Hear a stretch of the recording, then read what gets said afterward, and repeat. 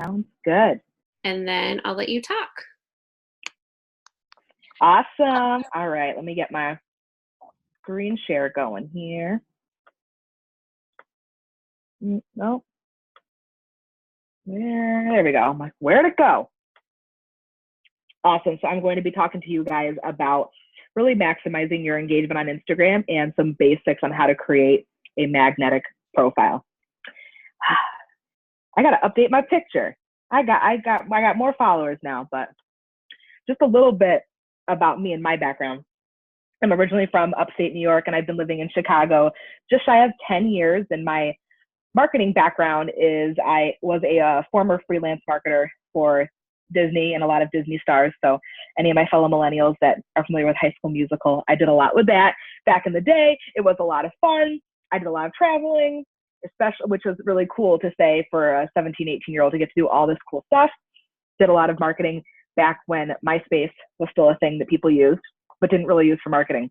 And I settled down, ended up selling part of my, what do you want to call it, portion of a website that was dedicated that I ran for some of these stars, and used that money to move to Chicago, where I went to school, met my husband, decided I wanted to have kids younger. So I stepped away from freelance marketing, but then got back into the marketing world, getting involved in network marketing in 2011 with Beachbody. So I'm very familiar with the ranks and the structure and all of that. But what I love talking about is Instagram, because I think Instagram is the place to be right now for business owners. With nearly 900 million users on Instagram and 2/3 of them showing up daily, it is insane the amount of exposure that you are able to have. One of the best parts is you don't have to pay to play. You don't have to boost posts. And if you have done that, the return on investment is terrible. Don't do it, especially while we're in this space. I mean, maybe if we were giant corporations, maybe that return would be slightly better, but for small business owners, that's rarely the case.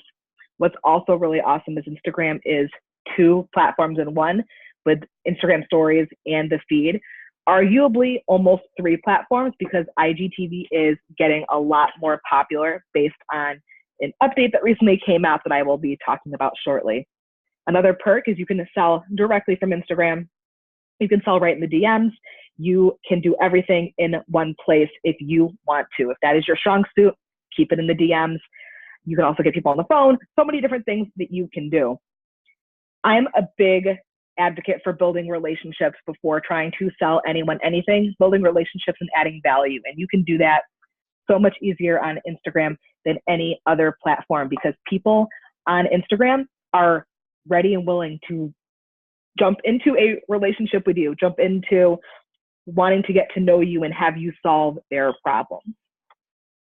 So some of the things that I want to talk to you about tonight are going to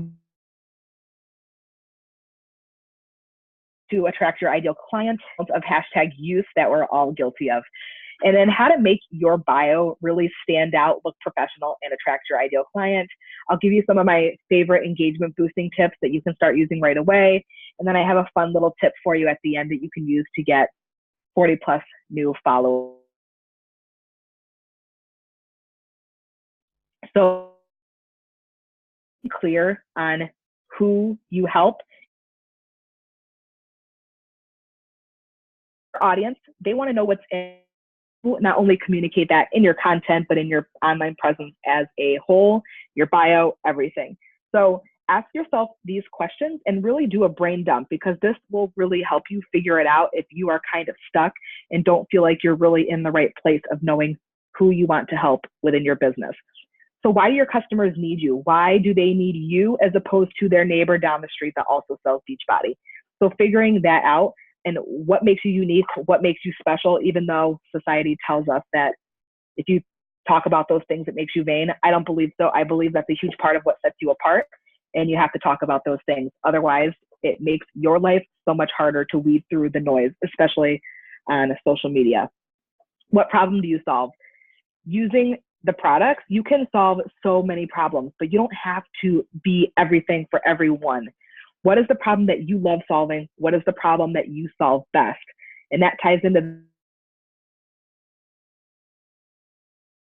you want to be known as want to be the person that helps people be able to come home from their 9 to 5? Do you want to be that person that makes it so people can take vacations whenever they want? So really think about what it is that not only fires you up, that you would do it for free, that makes you excited to show up every day, and that makes you excited to show up online on Instagram consistently. When you're clear on this, you're clear in your messaging. When you're clear on your messaging, you build trust. When you build trust, people join your team and people buy. So some of the reasons you're not getting the results that you want. Number one, we opt to this pattern completely unintentionally, not even realizing it. Inspiration marketing is when you're sharing your story, you're trying to invite, and you get all of these wonderful comments about how awesome you are, you do, and then you reach out and post you, they disappear, they join the Beachbody Witness Protection Program, you can't find them. I know, are you laughing at me? My husband's right over here. Just a little side note. I've been in Beachbody so long. I don't know if anyone else has. If you remember MJ Durkin, he used to subcontract within Beachbody and do sales trainings. And he said that, and I was dying for an opportunity to bring it out. He's a great guy. You should definitely look him up. He's the bomb.com in sales. Taught me a lot of what I know. But when these people tell you that, they're not your people, they're not ready to make a purchasing decision. And then that leaves you wondering if your transformation's not good enough, if your leadership's not good enough, if you're not good enough. And really, it's not you, it's just your messaging. And it almost sounds stupid simple, but it really is. Changing your messaging can get you out of this inspiration marketing hole that we often get stuck in. Another reason, especially on Instagram, that you're not seeing the results, both in your page growth, in your engagement, in the conversations that you're having, is lack of consistency. With other social media platforms and Facebook, you can take a week off, you can be down in the dumps and not post, and you could probably jump back to somewhat normal, like nothing has happened. Instagram, that's not the case. If you disappear, you have to work to build up that position in the algorithm back. So being consistent is number one priority. You can have the best content, you can have the prettiest photos, but if Instagram and if your audience doesn't know when you're going to show up, you're not going to have as much reach as you potentially can. So that doesn't mean that you have to be on the platform or on your phone all the time. You just have to make it a point to show up and post something every day. Even when you're not feeling it, come online, tell people you're not feeling it. You can repurpose old content. You can go into your archive and take previous stories and repost them. Nobody's going to know the difference. That counts, and it's better than nothing, because consistency is what can kill you the most when it comes to Instagram. Doing what other coaches are doing as a whole really hurts your business and your performance on Instagram. Instagram shows a lot of similar people's content to a lot of the same people. So as an example, if you have Joe Schmo who isn't involved in Beachbody and maybe he starts looking into health and fitness, and then Instagram starts showing a few different accounts, some of them might be Beachbody. If everyone is writing the same things and posting at the same time, you're not standing out from other people in the noise. Another reason why it hurts you is it really sucks. So think of it this way. You're like, wow, they're top 10. They must be doing something right. I'm going to take their caption, post it on mine, and then it doesn't work. And you're like, great, it's me. The thing is, we don't know what goes on behind the scenes. We don't really know their audience. We don't really know the relationships that they have already established with the people that are giving them the response that we see on the outside looking in.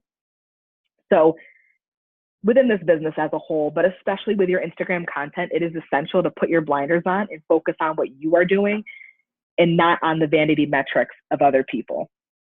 Because when you keep yourself in that good headspace, that is one of the most important ways you can get ahead and make major moves in your business. Another thing that hurts us, and that's why I talk about stopping the hey girl messages, is the hey girl message is trying to sell before your audience trusts you. Even if you're just inviting someone to a free group, even if you are just sliding into their DMs to ask them if they want to do what you do, even if it's not talking money, you're still trying to get them to trust you when they have probably never looked at your profile, don't know who you are, and you don't know who they are. which is kind of funny when that shows up and the things they say. I'm sure you guys probably get them too. It just shows that nobody has taken even a moment to take a peek at your profile. Your audience won't buy if they don't trust you. So we got to be a little more patient and build that trust. Step one to really building that trust and to be an authority figure in your area of business and as a leader is to have a very clear and concise bio. So step one is to take out the personal attributes. As much as we love being a dog mom with 3 kids and running on Starbucks, your audience doesn't care about that. They want to know what's in it for them, and they want to know how you can help them. So save those personal attributes for your content, for being relatable, and if it's a big part of your life, you can make highlights for it and throw some stuff in there if that helps. Something else you want to make sure you're not doing is not putting any Beachbody lingo or saying that you're a Beachbody coach in your bio. Main reason being, even if, we love Beachbody, we bleed Beachbody blue. If someone had a poor experience with someone else within Beachbody, and then they see your profile, they won't give you the time of day just based on that. And we don't want to have someone rule you out before they even have a chance to get to know you and see if it's a good fit. So we'll just take that out of the equation. Another reason being, you'll always hear me say this, you are the face of your business. The products support you and not the other way around. So what should you put in your bio? You want to use a very clear and concise mission statement, which goes back to the question we were talking about earlier, and that is, what do you want to be known for? So as an example, I help millennial women lose their post-college 15 pounds. So it's very specific about who you help, millennial women, and what you want to be known for and what you help them do, lose their post-college weight. In your bio, you also want to make sure that you are leaving out the fluffy lingo. Some of my favorites are live your happiest, best life, live your most fit life, have your dream body. That means different things to different people, and we really want to be specific. So you can use numbers, you can use metrics. If you're going to use feelings, tie it to a specific event. Like if someone wants to look you want to help women feel amazing for their wedding, it's a specific event. Rock a brand new dress for their birthday, specific event. Clear beats clever when it comes to the bio, and the more specific, the better. It all goes down to niching down. And one of the biggest misconceptions is that it limits the pool of who you can help. But the craziest thing, which you don't believe it until you experience it, when you get more specific, you get even more people from other walks of life. If she can help, this is my problem too. So you really want to get as specific as possible in your bio and then carry that over into your message within your content. And of course, we want to have so you want to have a call to action, just any call to action. You want it to specifically say what's in it for them. Click here to download my 5 fat loss tips guide. Click here to join my April clean eating group. So something that's very specific tells them what's in it for them and what they're going to get. So here's some bio examples that I love that are very specific. And both of these ladies have since updated their bios majorly. Married to what you pick for your bio, your brand evolves as you think of better language and better ideas that represent you. Update it all the time. Go crazy. There's no reason you can't. You can edit it as much as you like. So I love Evelyn's about I help female entrepreneurs transform their body so they can show up confident online. So who does she help? Female entrepreneurs. What does she help them do? So they can show up confidently online. And I love her call to action. Ready to build your dream physique and grow your business. So she did fitness coaching with business coaching. Now she just does business coaching. So it's a little bit different. I get asked a lot about highlights, and I love covering them, but I will say as a disclaimer, don't lose sleep over feeling like you have to have the perfect highlight covers, because one, highlights are fun, but very rarely, if ever, will you have someone scrolling your highlights in their free time. No one likes us that much. If anything, you can use them as a way to refer someone to something. I mean, generally, if someone asks me about like my experience and my results, I have a result and a client love. I say, go check those out if you want to see proof of what I do. So you can totally do the same, fill up results with client results of what you've helped people do, your own results, And then client love is a great category for when anyone gives you a shout out and tells you how wonderful you are. Save it to there, repost it, and then save it to your highlight. Another reason why I love having both of these is, let's say you're feeling some imposter syndrome and you're feeling down on yourself, go and look at your own highlights. Nothing gives more of a confidence boost than reading what other people say about you. So there's a little hack for any time that you're feeling down. As far as the design, the biggest thing is to just avoid text, because it's tiny on this computer screen. So on a phone, it's practically illegible. The only people that can read it are the people that wrote it, because they know what it says. But otherwise, icons are wonderful, because no matter how tired you are, no matter what country you're from, no matter what language you speak, icons are universal. So people get it. And they're also a lot more aesthetically pleasing, because text in your highlights takes away from the text in your bio. And we want the bio to be the star of the show. We don't want distractions. As far as deciding on a color for your highlights, honestly, you can never go wrong with a white or neutral background, or I recommend picking a color based on what you wear, because the colors that you wear show up most prominently in your feed posts. So having that connection looks really nice. But no backgrounds or stripy is, I don't remember who I got that one from, and I'm going to cross paths with her one of these days, and it's going to be so awkward. Hopefully she would have changed them by then, though. Hashtags. The biggest thing with hashtags is just accepting the fact that there is no always have to change, involved with them. So I like to focus on how to make them the most effective and to make them the easiest to manage. With that being said, using all 30 is a must. I have not found any benefit, and I've tested it for a year now, to using less. Anyone that says that, I'm like, oh.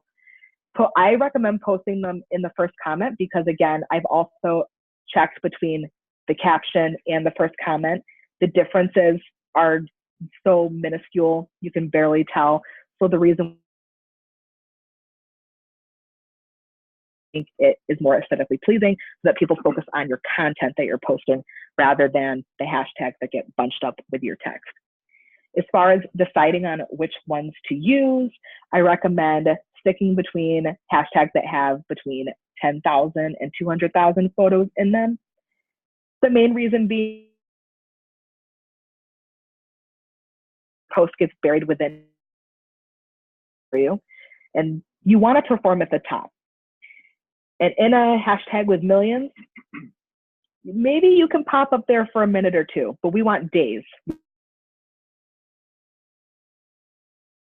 Really well on those giant Kardashians. So until we're either one of those, let's just stick with the niche hashtags. For you guys, away from hashtags, reason being is with other people doing the same thing. So it is harder to stand out. So how can you make your life easier? Focus on using hashtags with your ideal client in mind. Think about their interests, their hobbies, what do they do as a family? So kind of get creative along those lines, so that you have a greater chance of standing out from other people in the same industry as you. The don'ts, of course, again, no beach body hashtags. Me and I already found you, so no point in using those. The spammy hashtags, again, we kind of just spoke about that. You get buried within seconds. There's no point. And again, sticking away from the fitness ones. Another mistake that we often fall into is using the same hashtags on every post. The reason why this hurts you is Instagram does put a flag up on accounts that use the same hashtags every single day, because they believe it's questionable account activity. So they won't show your content to as many people, and that's what leads people to believe that they're shadow banned or that people don't care about their content, when really switching up the hashtags can be the difference between your normal engagement and being completely down to single digit likes and single digit comments. So what I recommend doing as a baseline, create a few hashtag groups and put different hashtags in.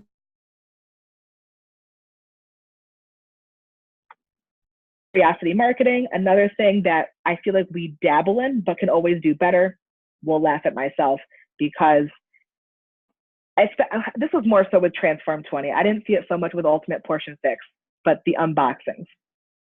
Oh, I got to rip into the unboxings because, again,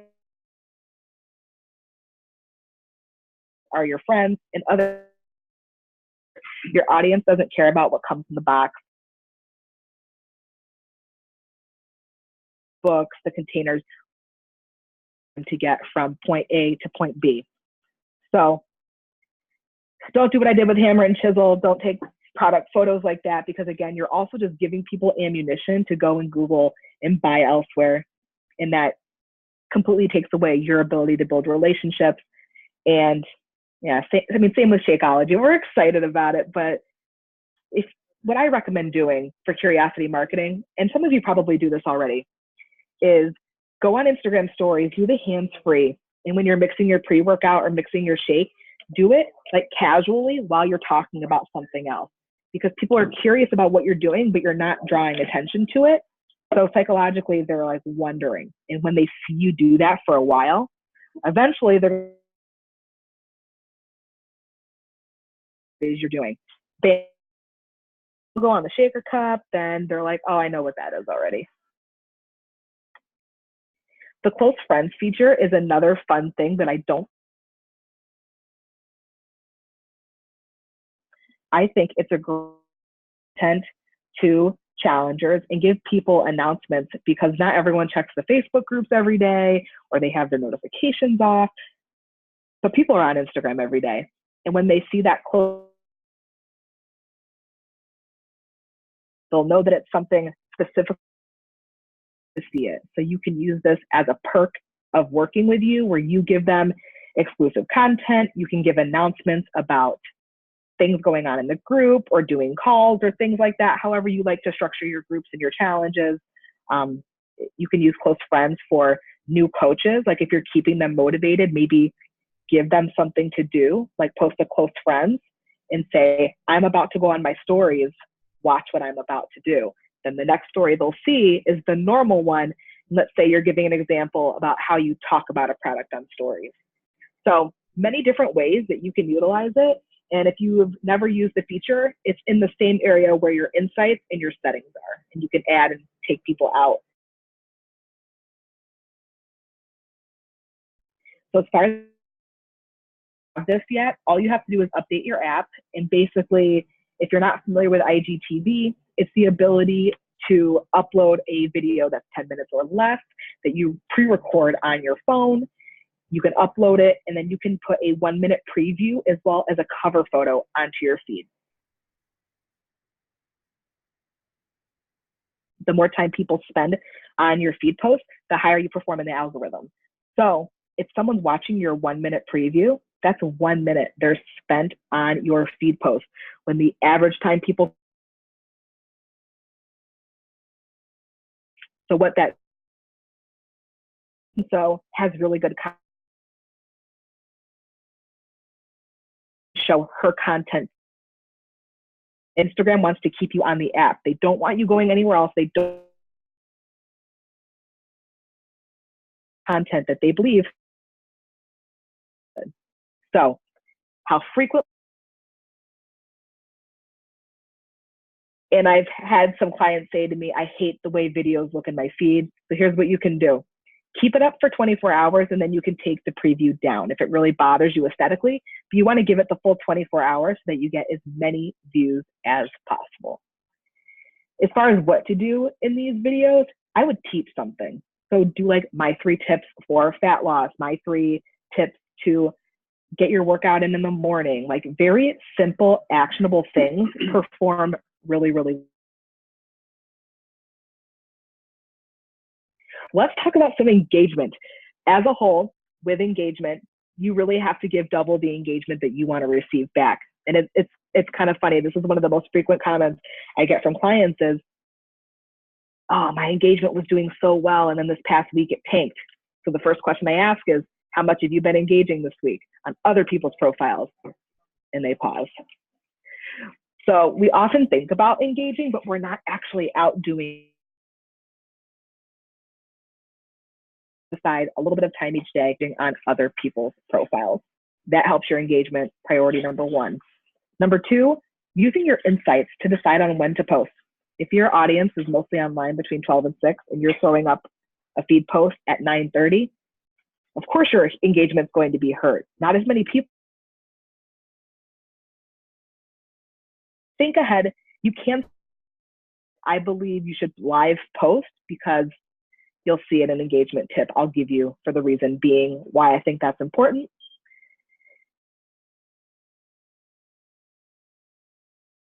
You can repost so passively that people will not remember if you posted the same photo and or caption a month ago. Promise, swear. So when you create good content that's speaking to your client, keep track of what gets good engagement, save that post and repurpose it a month to 2 months from now. Saves you time. And then you can focus that time you would have spent creating a brand new caption on other business activities that move you forward. Accounts that use all of their features. So if you're not using polls or GIFs or lives or anything like that, that can end up hurting you. So you don't have to use them all every day, all the time, but make sure you're sprinkling things in every now and then. Third-party apps, I get asked about this a lot. The Jumper Media, the Sim Social, those are hurting your account. They might give you some short-term boost in vanity metrics, but when it comes to converting to actual lifers, I haven't seen the proof in the pudding for that yet. So I think it's much better served, or it's a much better service to you to do engagement yourself, save the time, and delegate other things that take up more of your time. So here's engagement boosting tip number one. I don't know where that purple line came from. So that's weird. We'll just ignore it. So engagement boosting tip number one, remaining meeting time. I'll talk fast. Boosting tip number one is to use a hook or a call to action in all of your posts. What's a hook? You're grabbing the reader's attention. So telling them what you're about to post about, saying, oh my goodness, you won't believe what happened to me today. Just something that tells them what they're about to be reading and make sure you're not jumping straight into the story. A call to action, my favorite, direct people to the link in your bio or ask a simple question that people can answer. Use both of these on every single post. Your engagement will climb within a week, guaranteed. Number two, this is my favorite one. So I'm glad this is being recorded because I want you to go back and kind of pay more attention to this. DMing your top likers and commenters. This is so important. And this is the thing. You're not just inviting them. You're not hey girl messaging. You're asking them what they want to see from you. This is how you turn the messaging completely 180 from what we're often taught to in this industry. Instead of inviting them to something that, yes, will benefit them, it's for you. We need to think of them first. So ask them what they want to see. You will get so many more responses. And here's the best part. Literally take what they say, create content based off that. Every piece of content that I create that is teaching, that's not like a personal story, is something that someone told me they wanted to see. So this is where we often fall into another pitfall, is we often assume what people want to hear, and that's why you get ghosted. That's why you get crickets. Whereas if you create content that they tell you they want to hear, that's when you start getting the comments that are, you're in my head. How did you know that I needed this? You totally get me. I feel like I know you. That is when you start getting those comments. Bonus points for doing voice memos, because you will be amazed at how many people still don't know that voice memos are a thing and they love the personal touch. So I highly recommend doing that as well. So here's why I don't think you should schedule your posts and walk away. Responding to all of your comments boosts your engagement. So as a whole, respond to all of them, including bot comments, including the creeps that say, you're hot, just say thanks for the comment and move on. Reason being, it helps you. So people ask, should I delete those or should I delete bots? There's no benefit to that. I would just delete something that's maybe crude. But other than that, leave them up, respond to them with at least 4 words. With transformations, I'll keep this one brief. Use text on them. They perform so much better and they have such a higher likelihood of landing on the explore page. So you can do dates, you can do feelings, also expectations versus realities just do so well. So if you haven't done one of those, I recommend it, especially one like mine about like your laptop lifestyle, especially if you're looking for business builders. Talk about the realities of, talk about what's hard, talk about the good too, but also talk about the reality of it, because that makes what you do look so much more achievable to people on the outside looking in. So here's that growth hack I was telling you about. Try this, let me know how it goes. This was taught to me, and from people who I've done this presentation for before, one person told me they got 200 new followers. Most of the time it's around 40, but hey, if you get 200 or beat that, let me know. What you'll do is you will go to an ideal client's profile or a celebrity influencer blogger who has a following that's similar to the following that you want. You'll go to that influencer's profile, unfollow and quickly refollow them, or you can just click that little arrow that brings up that suggested box. What you'll do is you'll follow 3 to 4 of those accounts, and you'll repeat that same process 2 to 3 times. Why this works and why you get followers is because when you do this, you will come up as a suggested profile for that celebrity influencer. So people that want to follow, I'm so bad at examples, Oprah, if you like Oprah's people, you will be a suggested person to follow for Oprah for a little bit. So that's how you get followers, and they're often not creepy bots, they're often targeted followers. So although you won't necessarily hear me say that vanity metrics are important, I don't think they are. We're human, and a little boost in numbers is always fun. So give it a go. Let me know how it works for you. But here's the thing. You can only do this like once a month. I've tried doing it more frequently, and it doesn't work. So where can you get more info? I post tips, trainings, all kinds of stuff on my page all the time. So if we're not friends, let's be friends. And if you haven't already, I am hosting a 5-day Stop the Hey Girl challenge that begins Monday. The link to register is in my Instagram bio. This is the second time I'm doing it. The results of people who did the first round, the results they're experiencing now, 2 months later, it's crazy. I've had people tell me they've recruited multiple coaches, selling challenge packs, really good relationships, their page is growing.